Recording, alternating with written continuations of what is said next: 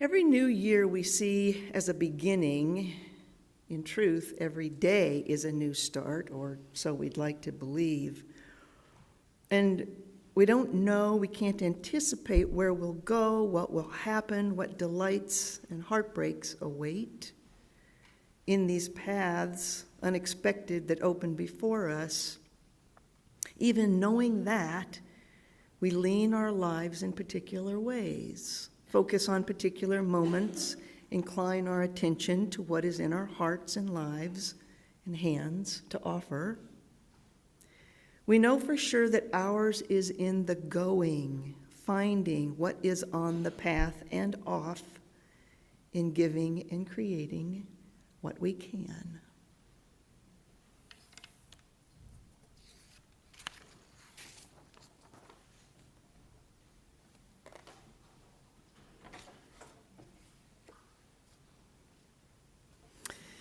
Recently, I was on the phone with a friend of mine, and she was so happy on this springtime, almost springtime morning, that she said she and her friend at home were singing, "Jesus loves me, this I know, for the Bible tells me so."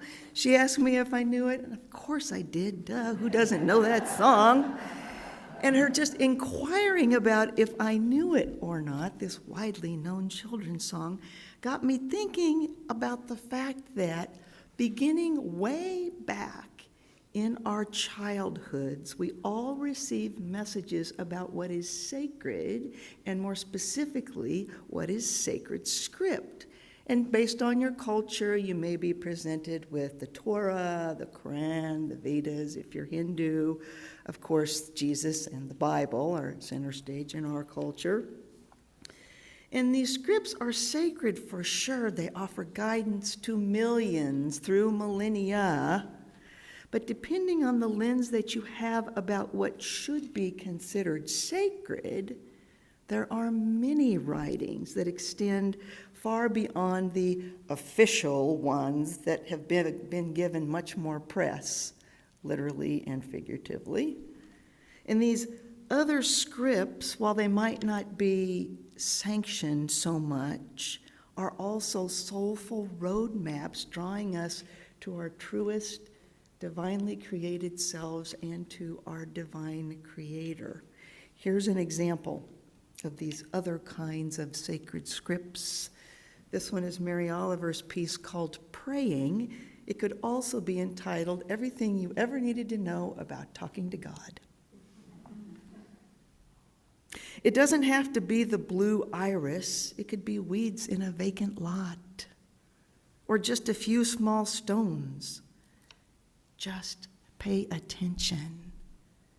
That's our month's theme.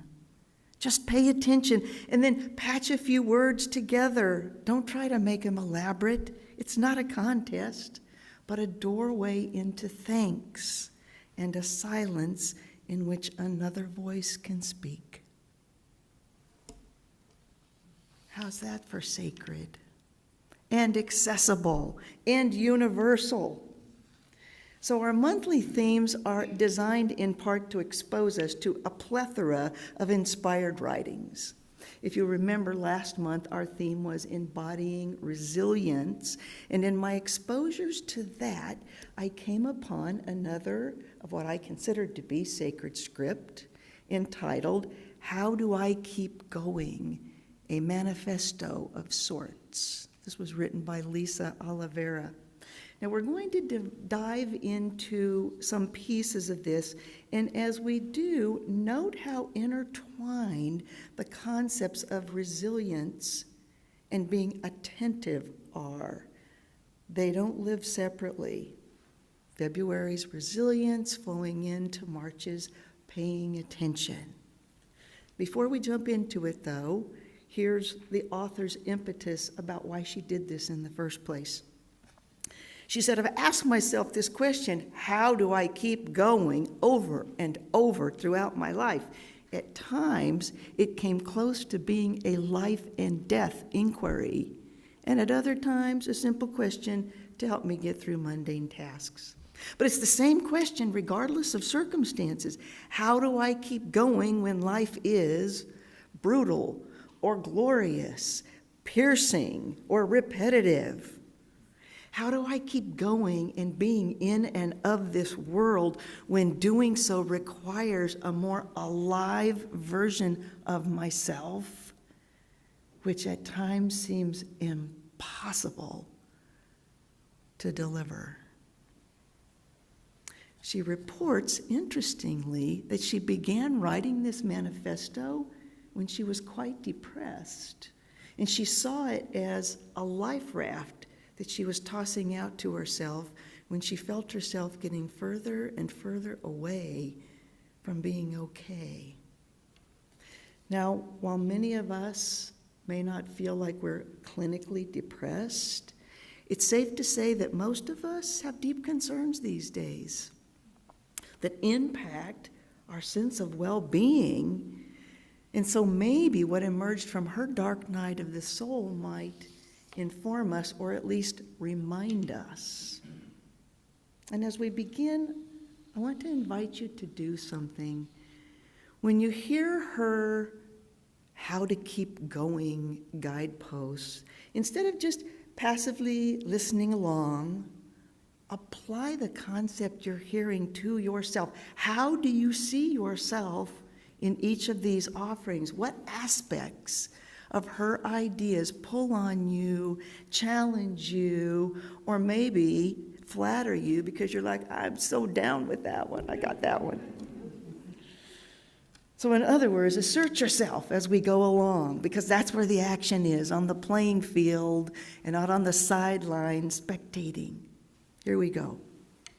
The first one, how do I keep going? Stop trying to get somewhere else. There's no place else to go. There's no escaping this, at least not for now. And while this truth might at sometimes be difficult, it's impossible to be anywhere else than where you are. So instead of spending your time and energy looking for an escape hatch that doesn't exist, focus more on coming to understand what is needed to flourish, or at least just exist a little more comfortably where you are. When I read this, what it conjured up for me is my feelings about our fledgling religious exploration program. Jean's probably like, oh my God, I know, because I talk to this woman daily about this. And poor Lisa as well. Anyway, instead of just planning on what's needed and moving forward in a thoughtful way for next steps, I feel myself leaning in so far that my balance is a little off with it sometimes. Instead of being solid and moving forward because we're here and I want us there so much, I've decided that sometimes it costs me a little bit of peace. I can be slightly edgy about it. Of course, I try not to let it show to you guys. But being in this space can be mildly exhausting, which does not help me to keep going. But there's a fine line between aspiring for something different, something more, and having a willingness to work toward it, and it costing you some part of your equilibrium because you're not quite there yet. And that's for each of us to figure out where that line is. The next guidepost, how do I keep going? Do as Mr. Rogers says and look for helpers, or I would call them rays of sunshine. It's the kind cashier at the grocery store who looks you in the eye and actually asks you and is interested in hearing, how are you? It's the garbage truck driver who every single time smiles and waves and honks his horn. It might be your therapist, it might be a dear friend, but notice the ones who put care in how they move, and then ask yourselves, how mindful am I about my movement like they are? Where in my day, Like the cashier, might I try to mindfully create a little ripple of positivity beyond just what I'm required to do to not be a jerk? What or who came to mind for me here was Todd, the pest control guy. Every quarter, Tom comes to the house with his can of chemicals and his little squirty wand. Jane's like, no, it's true, he does. To keep the bugs at bay in the bungalow. The job Todd does would not probably make the top 10 stimulating jobs, or even the top 100. And he isn't somebody that I would describe as a GQ kind of guy. But I know that there is sunshine in this man's soul. I know it because I see it in his eyes and in his smile and in his warmth and in his eagerness to connect every single time he comes to my house. And I would dare say this Todd guy, not the most sophisticated dude I've ever met, is one of the most content people I know. Who are those people in your world, and what can they teach you through their way of moving in the world? So you might guess that this manifesto vibe is going to be about warmth and smiles all the way through. Not necessarily so. The next How Do I Keep Going guidepost. Instead of always trying to rise above your anger, let it remind you of what you want for yourself and others. Let it point you in the direction of what you require, what your bottom lines are. This one probably requires the most self-sacrifice of them all, because when you experience anger, there can be a divisive, destructive energy that doesn't help you get to where you're going unless you're intent on going to jail or divorce court. It can be that way, and it often is, but if you're committed to authenticity, your anger doesn't have to be allowed to gallop into the open fields, and nor does it need to be squelched and contained under wraps. To keep going, to keep balance, there's a sweet spot between aversion and subversion, and that version of yourself is where your rubber hits the road.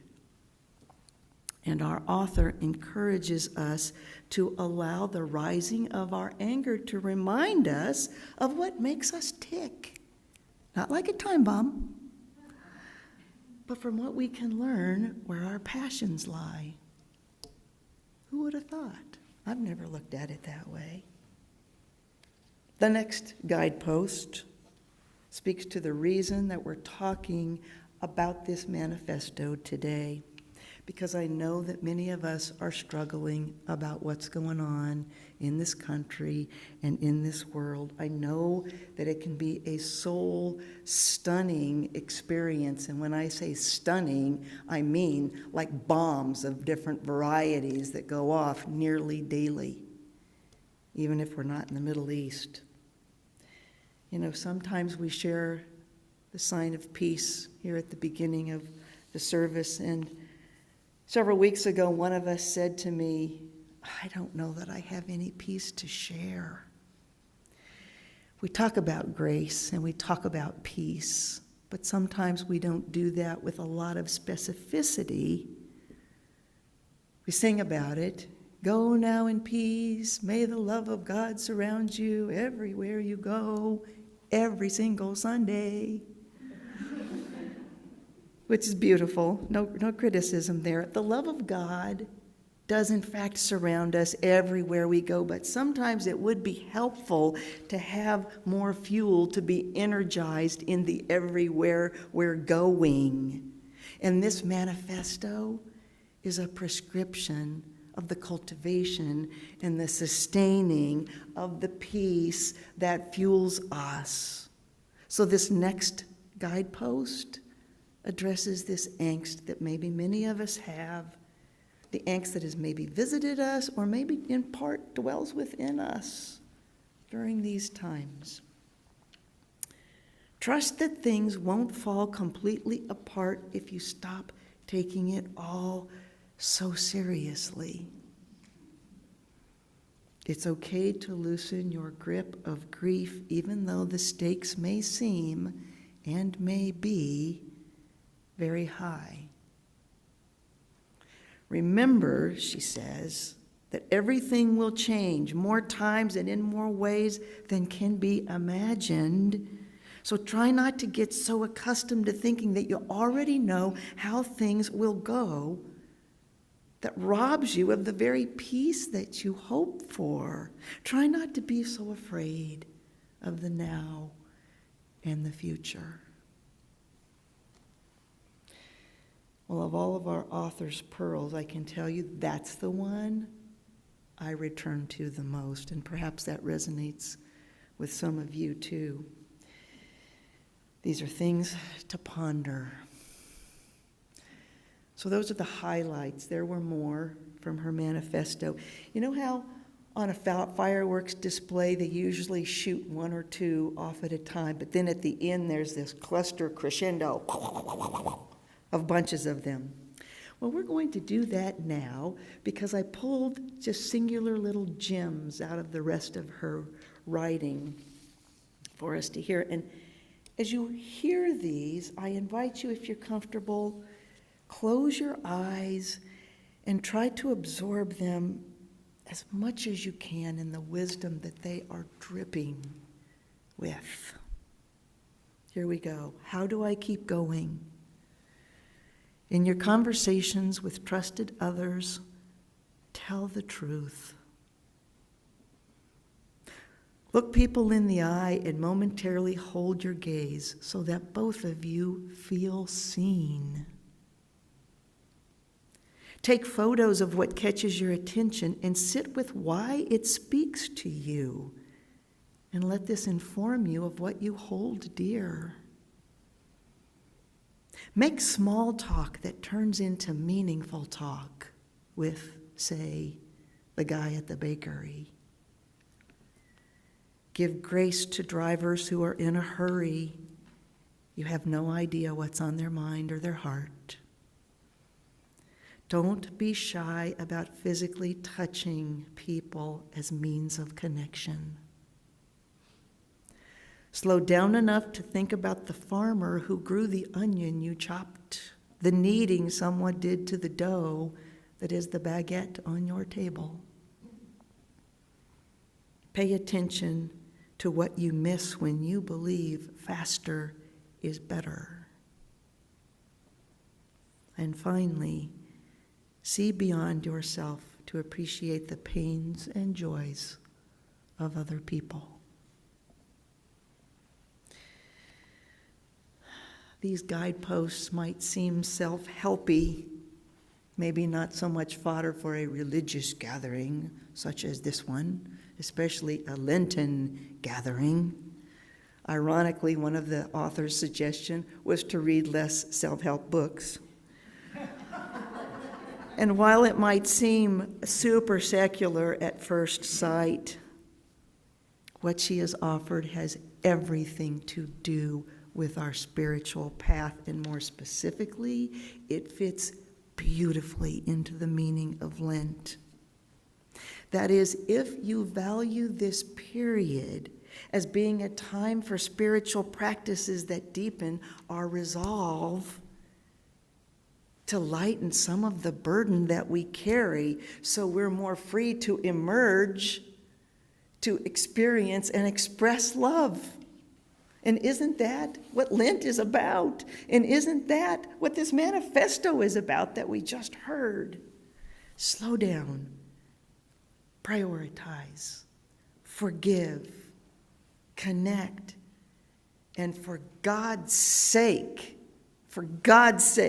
our sake, pay attention. Was this not the message of the rabbi who went into the desert for 40 days to deepen his understanding about these very things? Is it not the message of many enlightened souls through the years? And when we absorb and truly integrate these messages, not only do we empower ourselves to keep going, but our lives become a living, breathing manifesto. And so I ask you, my friends, through your chosen ways of being, what will be the tenets of your life's manifesto? I look forward to hearing some of your comments, either in answer to that question. It's a far bigger question, but you can maybe skim the top of it, or any comments that you have about her guideposts.